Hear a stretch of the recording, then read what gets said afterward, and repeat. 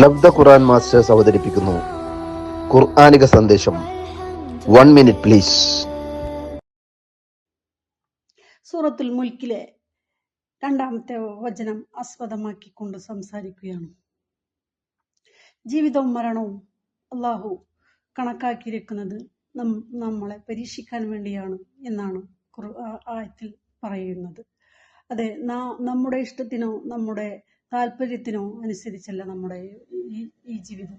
അള്ളാഹു ഉദ്ദേശിച്ചപ്പോൾ അവൻ ഉദ്ദേശിച്ച രൂപത്തിൽ അവന്റെ തൃപ്തിക്കനുസരിച്ച് നാം ഇവിടെ ജനിച്ചു, ജീവിച്ചു, മരിക്കുന്നു.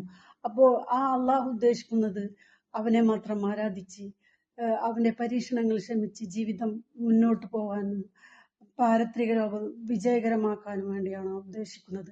ആ വിജയികളിൽ അള്ളാഹു നാം ഏവരെയും ഉൾപ്പെടുത്തുമാറാവട്ടെ. വാഹിർ ദഅ്വാന അൽഹംദുലില്ലാഹി റബ്ബിൽ ആലമീൻ. അസ്സലാമു അലൈക്കും.